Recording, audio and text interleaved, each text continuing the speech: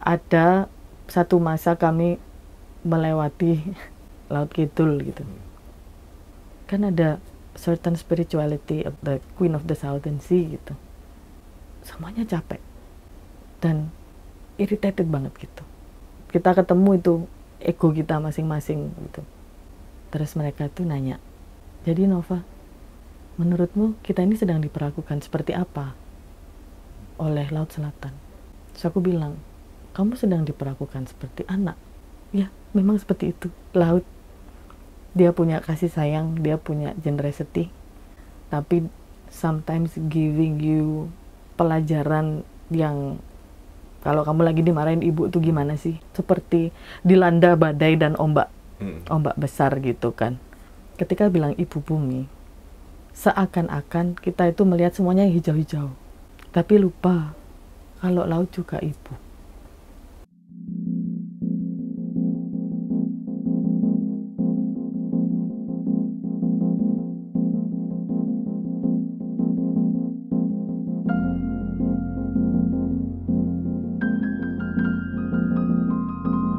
Apa arti laut bagi manusia? Mengapa laut sering sekali terlupakan dalam narasi konservasi dan keberlanjutan? Dan apa konsekuensi yang harus diterima manusia ketika laut rusak? Arka Kinari, sebuah kapal layar kebudayaan yang dibangun oleh Nova Ruth dan Filastin, telah berlayar dan berlabuh di berbagai pulau di Indonesia untuk mengumpulkan dan juga menceritakan cerita-cerita manusia yang hidup bersama laut. Di episode ini, kita akan membicarakan perjalanan Nova dengan Arka Kinari yang telah menyaksikan berbagai kisah di laut yang jarang terdengar, dan memaknainya agar manusia dapat hidup lebih lambat, tetapi juga beraksi secepat-cepatnya, sebelum semuanya terlambat. Halo, selamat datang di Sabda Bumi. Kali ini kita berada di Labuan Bajo, dan di sebelah saya ada Mbak Nova Ruth. Hai. Hai, sehat Mbak? Apanya nih? Sininya apa? Oke, spiritual. Sehat. Sehat. Iya. Oke. Dan episode ini spesial karena ini episode kolaborasi dengan Project Multatuli, di mana kita akan membahas laut, perubahan iklim ada di laut dan juga dampaknya kepada masyarakat pesisir. Mungkin untuk teman-teman Sabda Bumi yang belum mendengar nama Arka Kinari atau Mbak Nova sehari-harinya ngapain? Saya sehari-harinya hidup di atas sebuah kapal. Jadi kapal Arka Kinari adalah rumah. Arka Kinari juga alat transportasi untuk menuju dari satu titik ke yang lainnya. Jadi pada saat menjadi transportasi, saya menjadi pelautnya. Lalu Arka Kinari juga sebagai tempat untuk berkreativitas, yaitu saya sebagai senimannya. Tapi awal mulanya kenapa Mbak bisa ada gerakan Arka Kinari ini gitu? What's your turning point, Mbak? Sebetulnya ini mimpi yang cukup panjang, dan baik saya dan suami saya, Gray, kami tidak tahu siapa yang memulainya. Karena ini pembicaraan harian kami pada saat awal kami berkolaborasi. Lalu pada tahun 2012, ada sebuah momen ketika kami sering-seringnya di Eropa. Terus ada yang namanya, kalau teman-teman ingat, ada Arab Spring. Pada saat itu banyak sekali negara-negara yang menyatakan mereka dalam kondisi bangkrut gitu ya. Kami berkesimpulan pada saat itu, uang itu adalah hal yang cukup fana dan politis ya keberadaannya. Dia hanyalah selembar kertas yang diberikan nilai saja.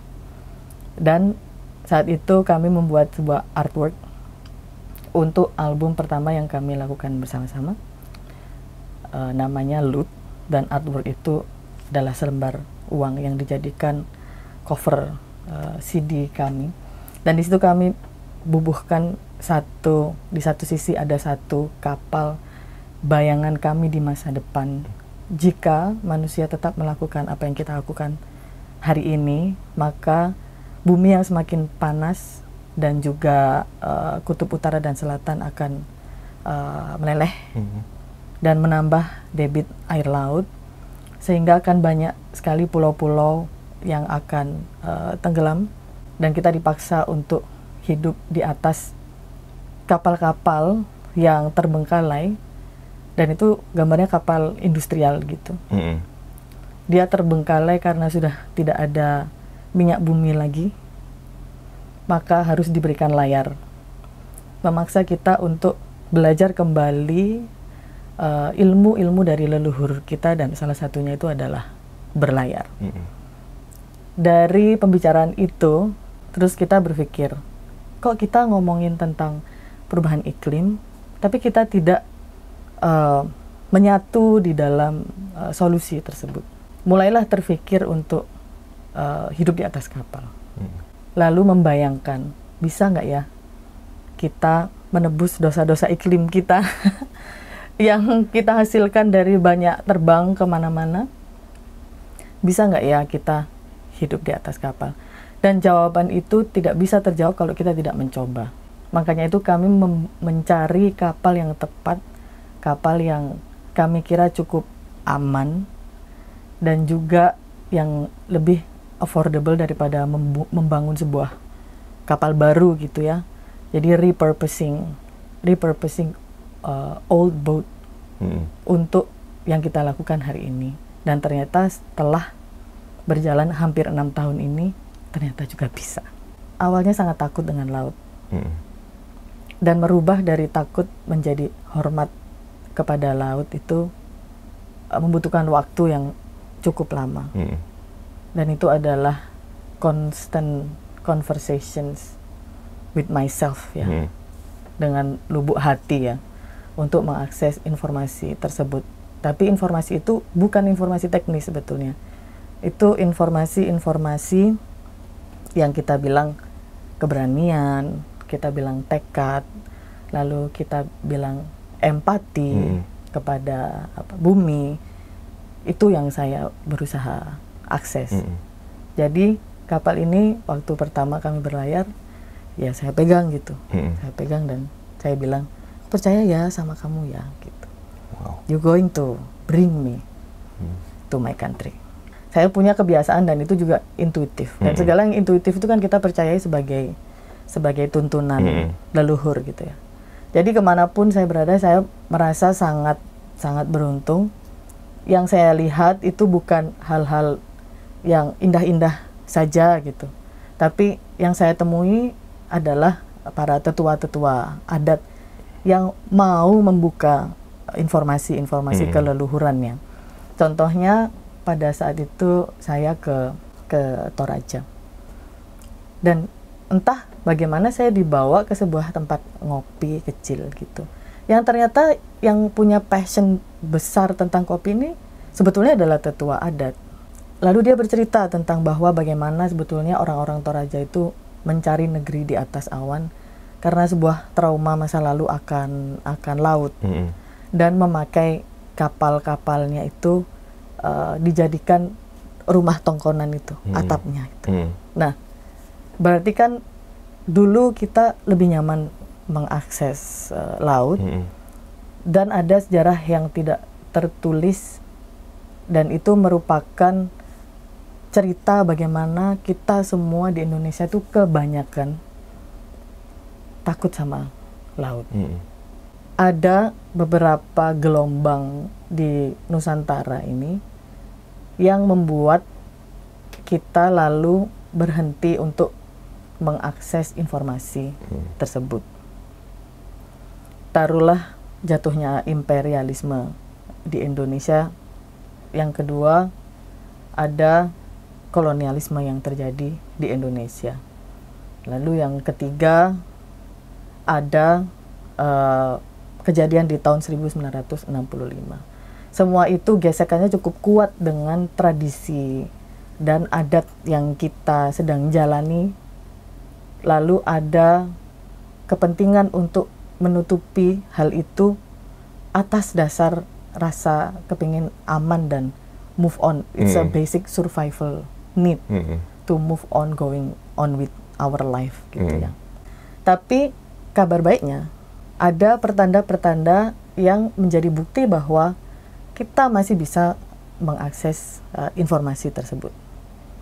Kabar baiknya masih banyak, meskipun tidak sebanyak yang dulu, orang-orang Indonesia yang masih berbicara bahasa daerah.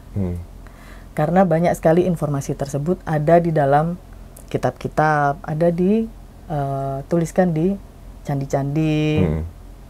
Dan menurutku kita masih bicara bahasa ibu, itu adalah bentuk bahwa leluhur kita dulu ada usaha untuk mempertahankan local knowledge tersebut. Jadi siapapun yang masih bicara bahasa ibu itu sangat-sangat beruntung sekali. Bahkan memang dulu kan sebelum melaut memang lebih banyak menghabiskan waktu hidup Mbak kan di darat sebenarnya gitu kan. Dan di gunung pula. Di gunung lagi gitu. Gunung turun ke pesisir dan ke laut gitu. Apa sih transisi Mbak rasakan gitu yang selama 6 tahun ini? Apa yang terasa berubah dari cara Mbak melihat hidup, melihat orang dan melihat alam dari yang transisi dari orang darat menjadi orang laut? Ternyata katanya Jacques Cousteau itu benar kalau misalnya nonton dokumenter yang dia bikin ya, dan juga tidak hanya Jacques Cousteau saja, tapi orang-orang tradisi di Indonesia juga mengatakan hal yang sama gitu, bahwa air itu cuma satu, dia hanya berputar saja. Jadi kalau tahu bagaimana cara distribusi air ini bekerja di dunia, dia hanya satu, dia mengalami proses penguapan, lalu dia menjadi awan. Itu seperti dari laut menuju ke awan, itu seperti proses desalinasi gitu. Garamnya hilang terus ke awan, dia bergerak, lalu dia jatuh sebagai air yang murni gitu kan. Jadi ternyata tidak bisa itu dipisahkan antara darat dan laut, dan penghubungnya itu adalah air. Dan hari ini baru kita menyadari bahwa terlihat banyak sekali air di bumi ini, tapi yang bisa diminum dan bersih itu tidak banyak. Dan itu sama seperti informasi apapun yang kita terima hari ini gitu. Informasi yang benar dengan kebenaran gitu ya, itu tidak banyak juga. Dan kita harus pintar-pintar untuk memilih air yang kita konsumsi, sama seperti memilih kawruhan, bahasa Jawanya itu kawruhan. Artinya pengetahuan yang kita konsumsi dan kita bisa proses di dalam tubuh kita. Gitu. Kita itu sering sekali menganggap bahwa alam itu bagian yang terpisah. Gitu. Padahal secara tradisi di bahasa Jawa itu tidak ada bahasa Jawanya alam. Kita adanya itu jagat gitu, dan jagat itu semua. Jagat kecil, jagat gede. Gitu jagat cilik, jagat kecil, jagat gede. Itu semua menyatu semua. Manusia ada di situ, terus pohon-pohon ada di situ, laut ada di situ, sungai, semuanya menjadi satu. Gitu. Nah, tapi karena kita banyak sekali menerima informasi dari luar dan tidak pintar-pintar untuk memfiltrasi itu tadi ya, makanya lalu kita punya pemahaman tersebut bahwa alam itu adalah entitas yang terpisah dari manusianya.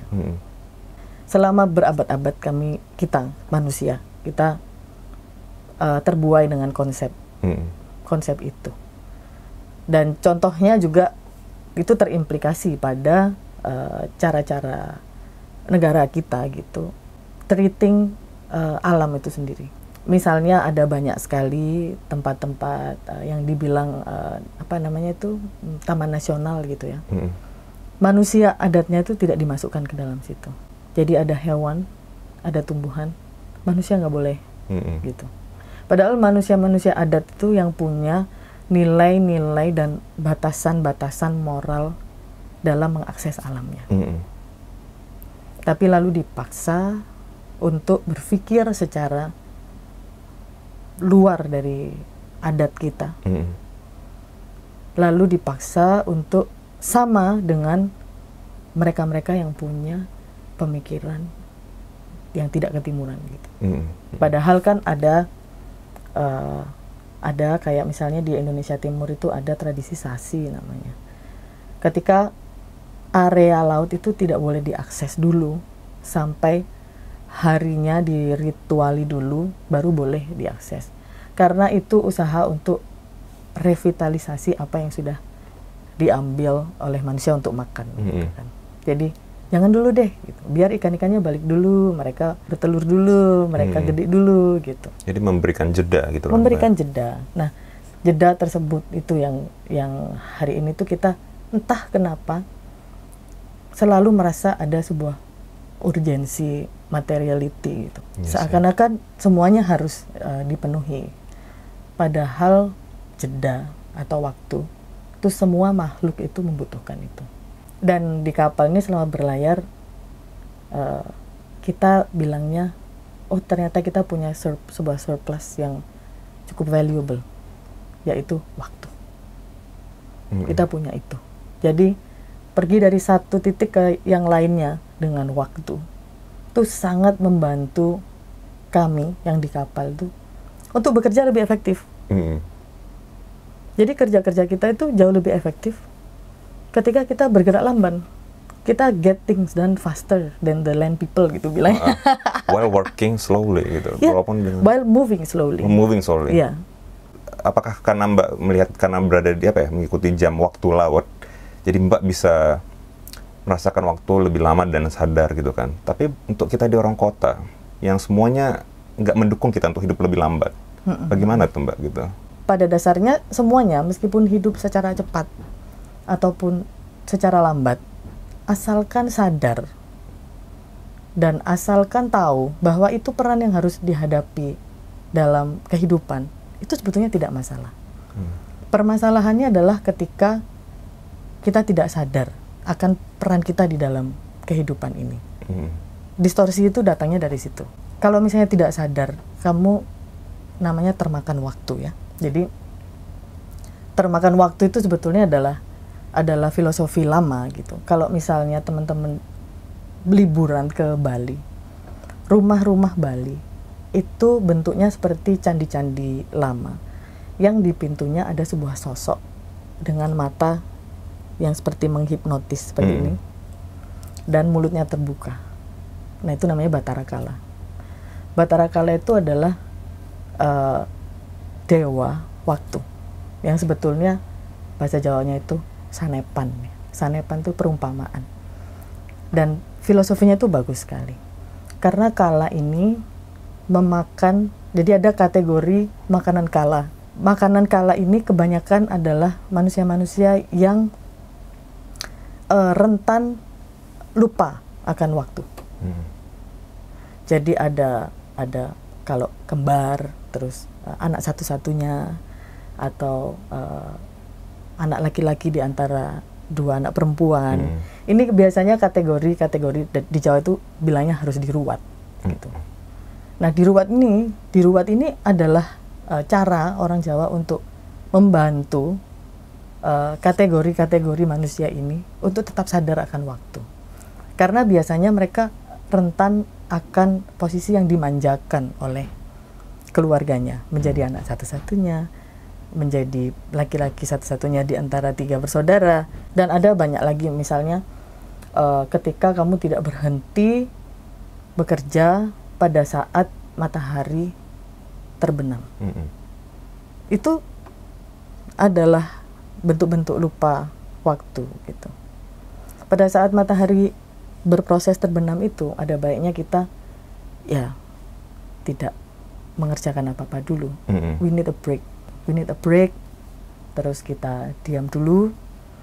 Kalau yang beragama Islam itu diajari dengan sholat maghrib gitu. Kalau yang agama kepercayaan, yang kepercayaan ya, itu bermeditasi, diam dulu. Itu penting sekali loh. Karena transisi itu, menyadari transisi itu juga, oh oke, kita rechecking. Oh, what have we done today? Merefleksikan, merenungkan. Terus apa yang besok mesti dilakukan ya? List itu datangnya karena kita memberikan jeda. Kalau kita keep on distracted sama pekerjaan-pekerjaan kita, ya nggak bisa kita menjadi efektif di hari selanjutnya kan. Logikanya kan seperti itu. Aku menemukan artikel-artikel di Project Mutatuli itu. Maksudnya perubahan laut itu lumayan cukup signifikan gitu dan mempengaruhi kehidupan di darat gitu kan. Misal salah satu contoh itu ada artikel tentang di Probolinggo ada serbuan ubur-ubur dan itu dibilang tanda perubahan iklim yang bahaya dan juga ada hubungannya dengan pencemaran sungai. Ataupun ada juga sekarang yang paling terkenal di Jakarta, air laut sudah mulai naik di Jakarta Utara kan, itu untuk sebuah ancaman untuk masyarakat pesisir gitu kan. Selama Mbak 6 tahun berlayar, perubahan apa yang Mbak rasakan di laut? Sebetulnya dari awal kita berlayar, jadi kita kan membuat sebuah pertunjukan atas dasar premonition ya, kayak apa namanya, ramalan gitu, ramalan masa depan, apa yang akan terjadi jika manusia tetap melakukan apa yang kita lakukan hari ini gitu ya. Nah, dan kita tidak menyangka bahkan ketika season awal mengantarkan Arka Kinari dari Belanda menuju ke Indonesia, ternyata kita kalah cepat sama kenyataannya. Pada saat kami ke Kepulauan Sanblas namanya, jadi ada suku Gunayala namanya, dan orang-orangnya itu mirip dengan kita. Jadi suku Gunayala ini tidak berhasil dikuasai baik oleh Kolombia ataupun oleh Panama. Jadi mereka independen gitu. Pada saat kami datang ke sana, tidak hanya aku terkejut sama betapa miripnya orang Gunayala dengan kita, mukanya pakai sarung juga loh. Yang bikin terkejut adalah pada saat itu pulau-pulaunya itu kebanyakan tertutup dengan air. Air laut itu sudah naik di sana. Dan mereka pada saat itu terancam untuk harus relokasi. Dan biasanya kalau sebuah kapal mendekati daratan, itu kan kita provisioning ya. Jadi cari makanan, terus bagaimana mengisi air gitu-gitu. Tapi itu tidak. Jadi kita disambut oleh kapal kecil dengan jerrycans yang banyak gitu. Datang ke kapal kita minta air. Soalnya sumur-sumur mereka itu udah terendam air laut. Pada saat kami berlayar, itu kami berlayar tepat ketika ramalan-ramalan tersebut menjadi kenyataan. Dan itu semakin parah hingga hari ini gitu ya. Suku Gunayala, kita cek gitu. Mereka sekarang bagaimana? Mereka sudah pergi.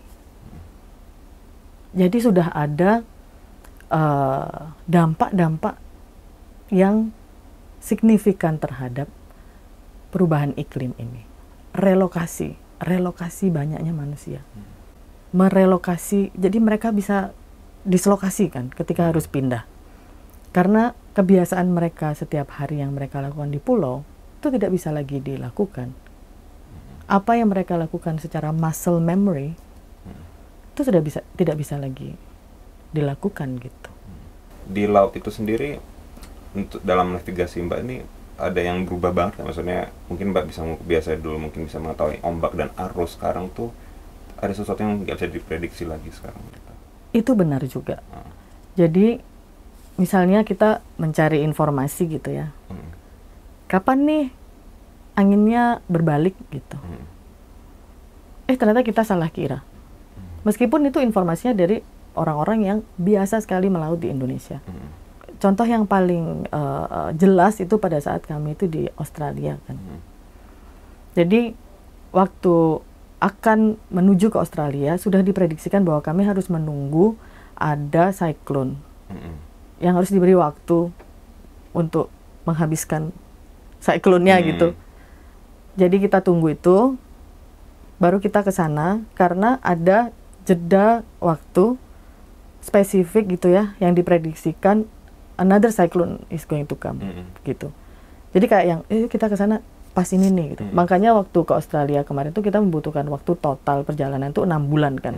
Karena memang harus menunggu beberapa kejadian alam yang kita tidak bisa melawan itu gitu. Lalu yang kita sangka sudah aman, pada saat itu kami Oh, di Gold Coast. Australia udah anchor aman. Christmas time itu.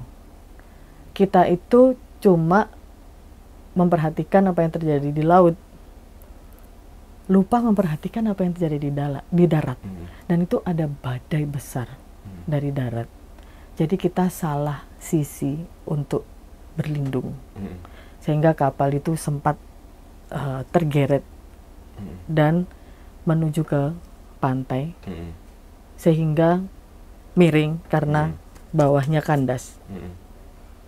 Dan harus menunggu seharian untuk air bisa naik lagi supaya kita bisa re-anchoring lagi gitu.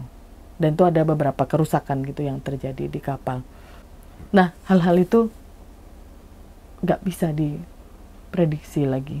Jadi memang harus alert terus, memang harus update setiap hari. Karena warning alamnya itu kita udah nggak tahu lagi. Cerita-cerita di pesisir, Mbak kan banyak berlayar di pulau-pulau di Indonesia gitu kan, bermain musik, mengumpulkan komunitas untuk menyuarakan hal yang sama gitu kan. Apa cerita-cerita apa ya yang lumayan resonate ke Mbak gitu, Mbak temukan? Di Pulau Seribu itu kita punya seorang teman yang pejuang lingkungan yang sangat gigih sekali. Namanya Ibu Maharia, Ibu Hajah Maharia. Beliau di Pulau Pramuka itu melihat perubahan yang cukup besar selama dia hidup, karena dia dibesarkan di Pulau Pramuka gitu. Jadi yang paling sedih adalah sebesar apapun usaha Ibu Maharia ini untuk ketika orang datang diajak membersihkan sampah, menjadikannya, kalau sampah plastik bisa jadi bahan bakar gitu ya, menanam mangrove. Tapi tetap aja kalau banjir di Jakarta, itu sampahnya itu sangat mencengangkan. Dan itu sampahnya, itu bisa tempat tidur loh itu datang ke Pulau Pramuka. Jadi sebanyak apapun mangrove yang ditanam, presentasi hancurnya sebelum mereka kuat akarnya, itu jauh lebih besar. Karena harus menghadapi kiriman sampah banjir dari Jakarta. Yang bikin terharu itu setelah bertahun-tahun, itu dia masih mengerjakan hal yang sama. Jadi di situ yang mengharukan tuh konsistensinya dan tekad bulatnya itu yang gak berhenti untuk tetap melindungi pulaunya. Dan Ibu Maharia itu seorang guru, mengajak anak-anak muridnya ke kapal waktu kami di sana. Dan dia itu tanpa kami janjian gitu ya, mau bilang apa ke anak-anak muridnya, dia bilang hal yang mirip dengan apa yang kita sampaikan kepada teman-teman semua gitu, bahwa kapal ini berusaha untuk self-sustain gitu, maksudnya menjadi autonomous, energinya dari matahari, terus habis itu kita bisa membuat air laut menjadi air minum, kita bisa bertahan gitu. Terus dia bilang, ya pulau kita ini sama seperti Arca Kinari gitu. Dia juga terancam gitu untuk bisa sama sekali hilang. Maka untuk menjaga itu, ayo kita belajar dan mengibaratkan pulau kita ini seperti kapal Arca Kinari. Yang kita mau sampaikan adalah ini kan small scale of solution ya, dan sebetulnya itu bisa dibesarkan dan diaplikasikan di darat untuk mulai menggunakan renewable energy, untuk mulai memperkenalkan cara-cara bagaimana kita bisa mengkonsumsi air bersih, menyadari hak-hak kita untuk mengakses basic human needs itu gitu. Itu bisa loh dia gitu, dia bilang gitu ke anak-anak muridnya. Dan menurutku itu inspiratif sekali gitu, melihat dia dan bisa melihat partner kerjanya dia yang lebih jauh lebih muda gitu ya, datang ke sini bertemu lagi dengan Arka Kinari, menaruh harapan untuk bertemu lagi ketika kami mendatangi Pulau Pramuka lagi, itu yang bikin aku juga keep going. Dari Kojadoi, Kojadoi itu pulau kecil yang ada di dekat Maumere.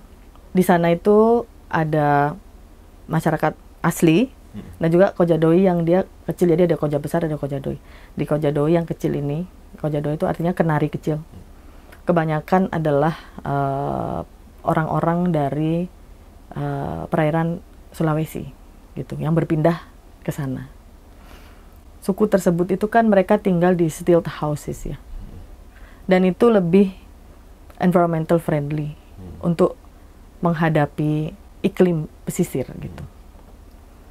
Di tahun berapa gitu dicanangkan, 80-an kalau nggak salah, dicanangkan bahwa Koja besar dan Kojadoi menjadi kawasan yang dilindungi. Lalu ada badai besar dan itu merusak banyak sekali rumah-rumah di Kojadoi. Terus mereka meminta kepada pemerintah lokal gitu untuk memberikan izin memotong beberapa pohon yang ada di Koja besar untuk membetulkan rumah-rumahnya. Dan itu nggak mungkin banyak, kecil banget pulaunya itu.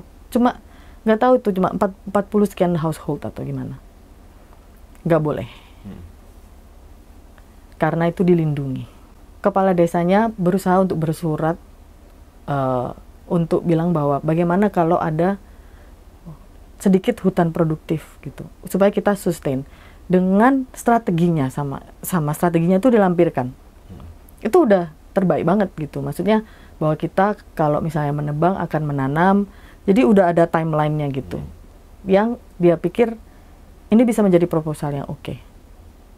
Tidak direspon. Pada akhirnya, untuk membetulkan rumah-rumah mereka, mereka harus bikin rumah yang sama seperti di pulau-pulau besar lainnya, yaitu bikin concrete boxes gitu, yang harus mendatangkan semen dari tempat lain, yang punya implikasi lingkungan di tempat yang sedang bikin semen itu gitu loh. Jadi dia gini, jadi ngobrol sama Pak Desanya itu gini, padahal kan yang kita minta nggak banyak ya Mbak, dan itu kan harusnya kita tidak melakukan kerusakan yang masif, jadi impact kerusakannya itu kecil, kita bertanggung jawab untuk merevitalisasi apa yang mau kita ambil.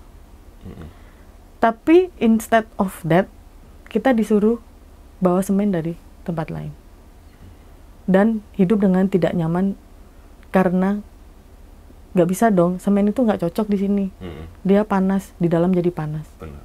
Kedua, pada saat kami pergi ke sebuah daerah kecil begitu, namanya Waibau, dekat dengan Maumere juga. Nah, di situ ada cerita tentang secara adat, mereka bilang apapun yang datang dari laut ke mereka, itu bisa mereka makan. Jadi mereka nggak exploited yang tidak datang ke dasar, ke daratan. Jadi mereka dulu itu makan penyu, karena penyu datang sendiri ke sini gitu. Lalu ada undang-undang untuk melindungi penyu. Terus mereka bingung. Nah, kita aja jarang mengakses yang di dalam laut gitu. Tapi kita udah nggak boleh makan penyu gitu. Yang kedua, mereka juga merasa apa ini salah kita ya, penyu-penyu itu habis, padahal dia tempatnya kecil banget. Dan aku pikir mereka tidak akan makan penyu setiap hari gitu.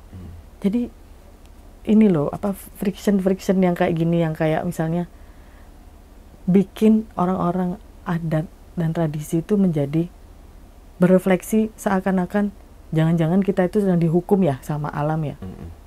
Karena kita dulu makan, padahal itu skalanya kecil sekali gitu. Yang perlu disadarkan tuh adalah kebanggaan terhadap tradisi mereka. Gitu. Jadi tradisi yang dijalankan oleh komunitas-komunitas kecil-kecil ini itu sangat berpihak kepada alam. Tapi itu dibilang jadul. Jadinya mereka nggak bangga gitu. Bayangkan loh, di waktu cruise itu aku dikasih tahu cara mereka mengatasi kekeringan. Itu adalah dari pelepah pisang. Jadi pelepah pisang itu dipotong, terus di tengahnya itu didik gitu ya. Akhirnya airnya ngumpul di tengah. Dan itu mereka ambil, mereka simpan di bambu. Dan mereka simpan sampai bambunya itu full gitu. Dan itu untuk mereka makan dan minum gitu. Dan itu pun mereka coba lihat, kita sampai kayak gini loh. Tapi kalau aku, wow, ternyata bisa ya diminum ini. Buat aku itu pengetahuan baru yang survival banget nih. Kita butuh banget nih pengetahuan ini gitu.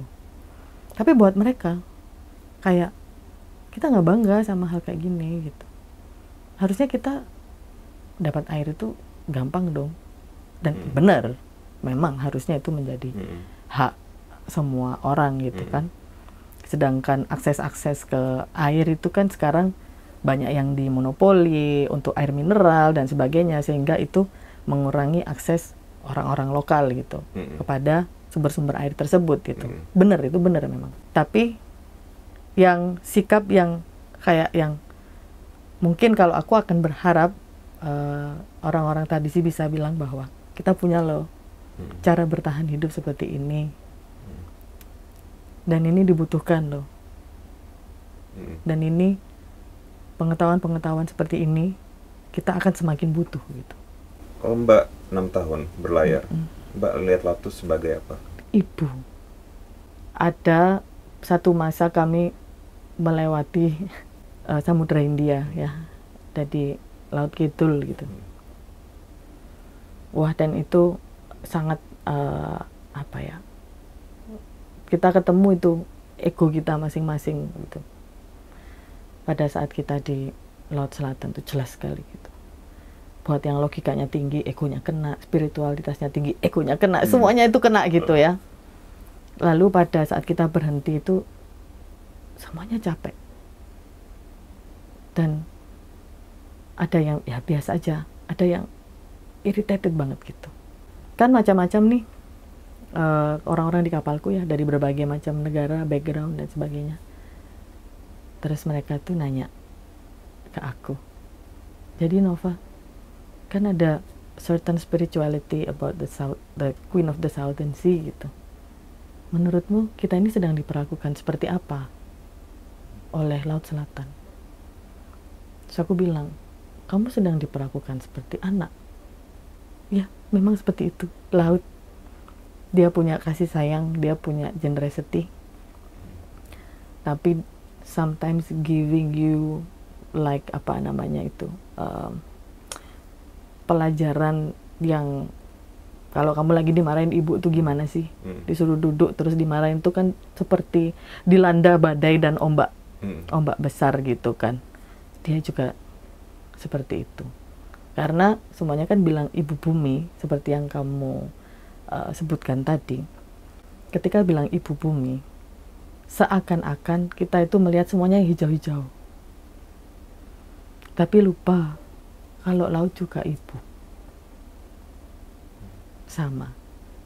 Dan kita di dalam kandungan ibu itu kan kandungannya mirip dengan air laut. Makanya kita floating.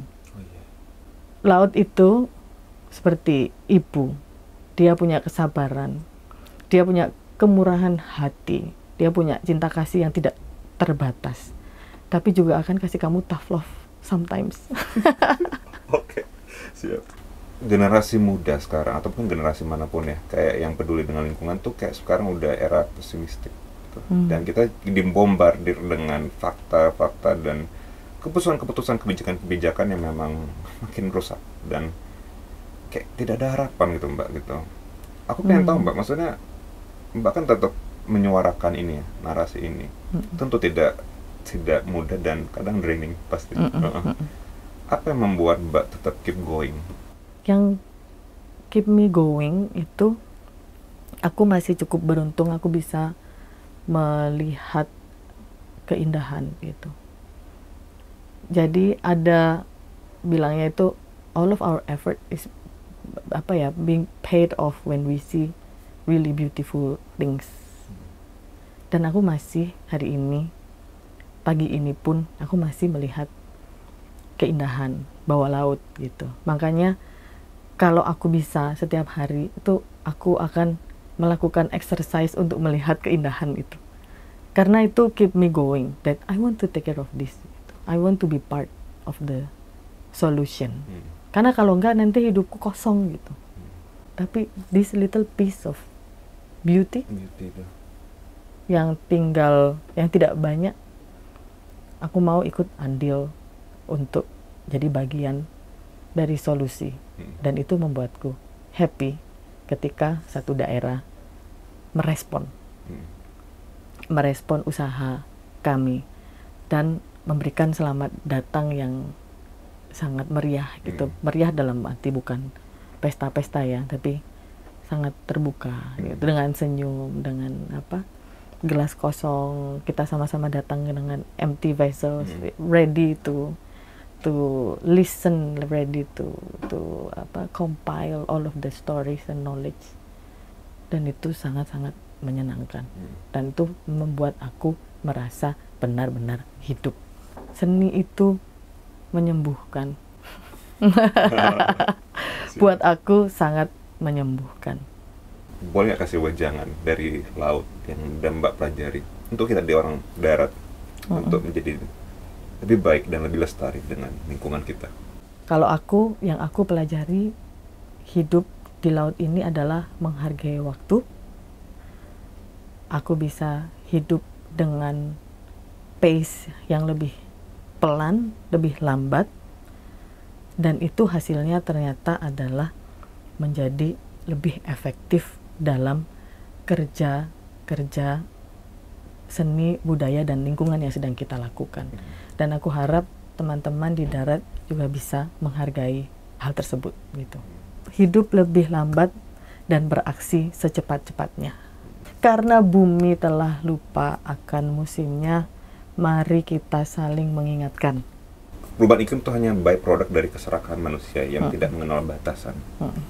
Dan untuk kita mengenal batasan, kita harus mengenal arti cukup. Karena dari semua tradisi tradisional ilmu leluhur mengajarkan kita untuk tahu kapan berhenti dan tahu kapan ya untuk kita melakukan hal-hal lain gitu kan, tahu ada jeda. Jadi I wanna know, Mbak, apa arti cukup bagi seorang Nova Rose? Bisa belajar arti cukup tuh banyak sekali. Aku berharap ya sebetulnya kalau bisa bikin Arka Kinari itu banyak gitu ya. Tapi itu nggak mungkin sebetulnya. Mempelajari arti cukup tuh lebih mudah ketika kamu hidup dalam keterbatasan. Di Arka Kinari itu ada keterbatasan energi. Jadi kamu nggak bisa colok-colok chargermu kapanpun gitu. Tunggu sampai mataharinya kuat, kamu baru bisa nyalain rice cooker gitu kan. Jadi kamu tahu bahwa ada keterbatasan energi, ada keterbatasan air. Kita sampai tahu berapa liter air yang dibutuhkan per orang. Nah, ada keterbatasan penyimpanan makanan. Lalu ada keterbatasan ruang. Ruang pribadimu di kapal itu kecil sekali. Tapi lalu kamu belajar untuk menciptakan ruang-ruang nyaman itu untuk setiap kru. Ternyata hidup di sebuah ruang yang cuma 18 meter, terus tengahnya 5 meter, bersama 6 orang, itu cukup, sangat cukup. Aku orangnya sangat mendengarkan pesan-pesan leluhur gitu. Jadi masa ini tuh sudah diprediksikan gitu. Kata-kata bumi wis lali mongso, bumi telah lupa akan musimnya, itu sudah dikatakan tuh dari nenekku gitu. Berarti sudah berapa generasi gitu kan. Nah, yang harus kita lakukan hari ini itu adalah yang terbaik, itu adalah bertahan. Bersama-sama bertahan. Karena sebetulnya ini sebuah siklus gitu. Yuk kita lakukan yang terbaik, bertahan bersama-sama, itu menciptakan solusi bersama-sama. Karena di hari ini itu kita tidak bisa bekerja sendirian. Dialog dengan Mbak Nova membuat saya sadar bahwa berani hidup untuk lebih lambat adalah sebuah aksi yang dapat mengingatkan kembali bumi yang sedang lupa musimnya. Di masa kini, manusia sering sekali ingin menaklukkan waktu untuk keperluannya sendiri. Rasa untuk mendapatkan sesuatu lebih cepat yang menjauhkan kita dengan proses, akhirnya membuat kita lupa bahwa setiap distorsi waktu yang kita buat akan mempengaruhi bumi. Seperti kata Mbak Nova, Laur adalah sosok ibu yang mengajarkan anak-anaknya untuk hidup selaras mengikuti waktu alam agar keseimbangan seutuhnya dapat tetap terjaga. Bahwa jeda itu menyembuhkan. Dengan berdamai pada percepatan, maka kita akan kembali mempunyai ruang jeda untuk merenung.